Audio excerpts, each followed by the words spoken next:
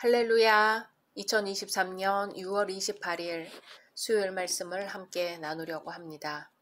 먼저 기도하겠습니다.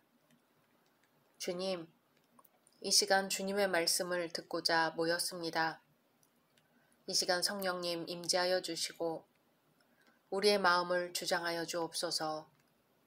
온전히 마음과 뜻과 정성 모두어 예배드리기를 원하오며 예수님의 이름으로 기도드립니다. 아멘. 오늘의 말씀은 사도행전 14장입니다.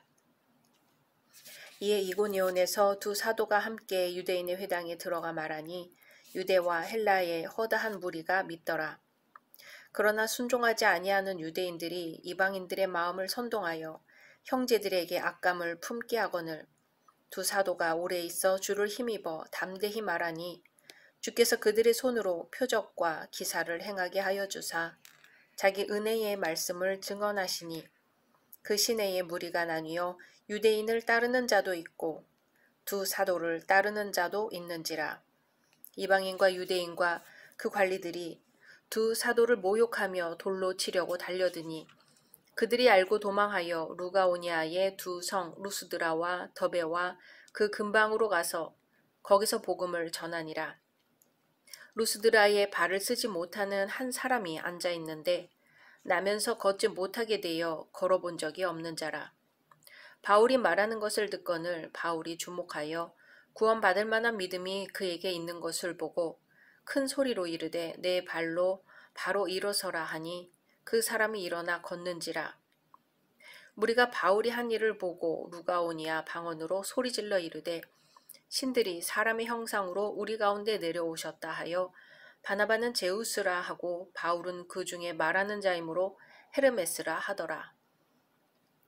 시외 제우스 신당의 제사장이 소와 화환들을 가지고 대문 앞에 와서 무리와 함께 제사하고자 하니 두 사도 바나바와 바울이 듣고 옷을 찢고 무리 가운데 뛰어들어가서 소리질러 이르되 여러분이여 어찌하여 이러한 일을 하느냐.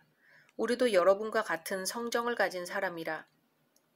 여러분에게 복음을 전하는 것은 이런 헛된 일을 버리고 천지와 바다와 그 가운데 만물을 지으시고 살아계신 하나님께로 돌아오게 함이라. 하나님이 지나간 세대에는 모든 민족으로 자기들의 길들을 가게 방임하셨으나 그러나 자기를 증언하지 아니하신 것이 아니니 곧 여러분에게 하늘로부터 비를 내리시며 결실기를 주시는 선한 일을 하사 음식과 기쁨으로 여러분의 마음에 만족하게 하셨느니라 하고 이렇게 말하여 겨우 무리를 말려 자기들에게 제사를 못하게 하니라. 유대인들이 안디옥과 이고니온에서 와서 무리를 충동하니 그들이 돌로 바울을 쳐서 죽은 줄로 알고 시외로 끌어내치니라.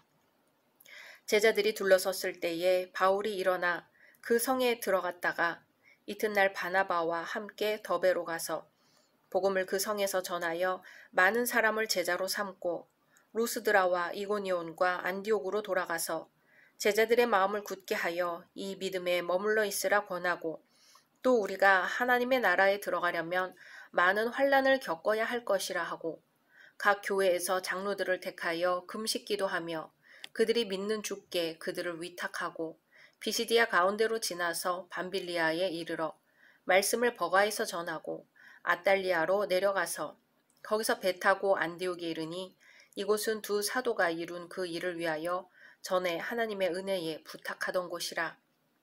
그들이 이르러 교회를 모아 하나님이 함께 행하신 모든 일과 이방인들에게 믿음의 문을 여신 것을 보고하고 제자들과 함께 오래 있으니라. 아멘. 오늘은 제자된 자의 삶이라는 제목으로 말씀 나누려고 합니다. 제자의 삶은 어느 순간에 예수를 영접하듯이 순간적으로 완성되는 것이 결코 아닙니다. 그것은 오랜 훈련과 전적인 헌신을 통해서 이루어집니다. 한국교회의 많은 그리스도인들이 오해하고 있는 점이 바로 이것입니다. 한국교회는 예수를 영접하면 구원을 받아 복을 받으며 천국에 간다는 요소만을 지나치게 강조한 나머지 그리스도인들로 하여금 제자된 자의 삶을 살기 위해 오랜 시간 동안 인내 속에서 훈련을 받아야 한다는 사실을 망각하게 합니다. 하나님께서는 단순히 예수를 영접하여 구원을 얻는 것만을 인간에게 요구하지 않으셨습니다. 하나님께서 인간에게 간절히 원하는 것은 영적으로 거듭난 상태에만 머물러 있는 정체 상태가 아니라 성장하여서 성숙한 백성으로 사는 것입니다. 바울은 복음을 전하는 과정에서 수없이 많은 고난을 당하였습니다. 오늘 역시 안디옥과 이고니온에서 온 유대인들에게서 핍박받은 바울의 상황에 대해 기록하고 있습니다. 본문에 나타난 고난당하는 바울을 자세히 살펴보면 제자된 자의 삶이 어떠한 것인가를 확인할 수 있습니다. 첫째, 제자의 삶은 믿음 안에 거하는 삶입니다. 안디옥과 이고니온에서 온 유대인들은 바울을 돌로 쳤으며 죽은 줄 알고 성 밖에 내던져 버렸습니다. 거기에 머물렀던 제자들이 시체처럼 버려져 있는 바울의 곁에 모여들었을 때 바울은 일어나서 다시 성에 들어가서 복음을 전했습니다. 다음날 바나바와 함께 더베로 갔다가 다시 루스드라와 이고니온과 안디옥으로 돌아와서 그곳에 머물러 있던 제자들을 돌아보았습니다. 바울에게 서슴지 않고 돌을 던졌던 유대인들이 모여 사는 이고니온과 안디옥의 제자들은 바울이 당하는 고난을 보면서 상당한 두려움에 사로잡혔을 것입니다. 이를 감지한 바울은 다시 루스드라와 이고니온과 안디옥에 돌아와 거기에 사는 제자들에게 다음과 같이 권면하였습니다. 22절 상반절에 제자들의 마음을 굳게 하여 이 믿음에 머물러 있으라 권하고. 사실상 인간은 어느 누구나 어려움과 고난을 두려워합니다. 유대인들의 집단적인 공격과 돌팔매질을 두려워하지 않을 사람은 아무도 없었습니다. 이렇듯 두려움에 사로잡힌 제자들을 찾아가서 바울이 권면한 첫 마디는 바로 믿음 안에 거하라는 것입니다. 세상의 핍박과 고난 속에서도 제자들이 지켜야 할 것은 바로 예수 그리스도를 의지하는 믿음입니다. 이것은 말이 쉽지 결코 쉬운 일이 아닙니다. 왜냐하면 그 믿음을 지키려 할 때 엄청난 고난과 불이익을 당하기 때문이죠. 그럼에도 예수의 참된 제자라고 한다면 바울이 그러했던 것처럼 고난과 불이익 가운데서도 예수를 의지하며 복음을 전파하는 신앙을 굳게 잡고 있어야 합니다. 둘째, 제자의 삶은 환난을 두려워하지 않는 삶입니다. 제자됨의 또 다른 표지는 바로 환난이죠. 바울은 루스드라와 이고니온과 안디옥에서 고난을 당하여 두려움에 사로잡혔던 제자들에게 고난이 당연한 것임을 강조하였습니다. 바울의 입장에서 볼 때 고난과 환난은 바로 제자됨의 모습이었습니다. 22절 하반절에 또 우리가 하나님의 나라에 들어가려면 많은 환난을 겪어야 할 것이라 하고. 아멘. 왜냐하면 그들이 바로 예수 그리스도의 제자이기 때문입니다. 어두움을 사랑하는 세상은 자신들의 악한 행위가 드러날까봐 빛 대신 예수님을 미워하였고 핍박했습니다. 그것은 예수님의 제자들도 마찬가지였지요. 우리 한국교회 그리스도인들은 언젠가부터 이 사실을 망각하고 사는 것 같습니다. 오히려 이 사실을 외면하고 듣기 좋은 소리, 복을 받으라는 소리에만 집착하는 경향이 있습니다. 그래서 한국교회의 기본 사상에 대한 우려가 높아지고 있습니다. 왜냐하면 기복사상은 세상에 속하지 않은 그리스도인들이 당연히 겪어야만 하는 고난에 대해 전혀 언급하지 않을 뿐만 아니라 세상에서 번영하는 것이 하나님이 주시는 참된 복처럼 착각하게 하는 기형적인 현상을 낳고 있기 때문이죠. 바울이 루스드라와 이고니온과 안디옥의 제자들에게 말했던 것처럼 진정한 제자라고 한다면 세상에 속하지 않았기에 세상의 미움과 고난을 당하여야만 합니다.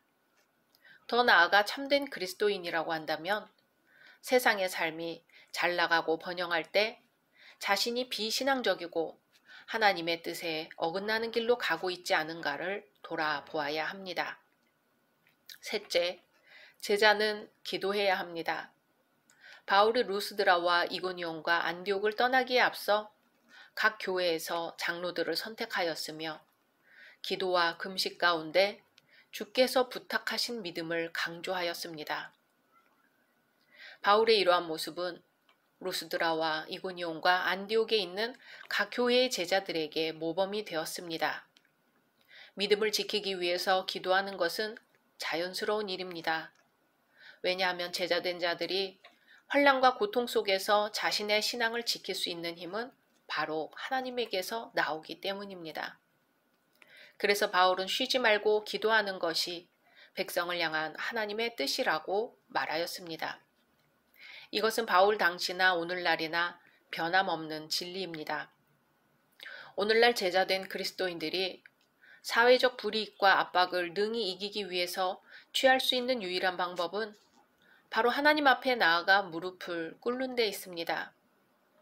제자된 자들은 당면한 환난과 고통과 불이익의 문제를 놓고 만유의 주 되신 하나님 앞에 무릎을 꿇을 때만이 그 모든 환난과 고통을 이길 힘을 얻게 될 뿐만 아니라 그것을 인내로써 능히 헤쳐나갈 수 있게 됩니다. 사랑하는 열린교회의 성도 여러분, 그리스도의 제자된 자는 믿음 안에 거하여 환난이나 핍박을 만날 때 두려워하지 않고 늘 기도에 힘쓰는 자입니다.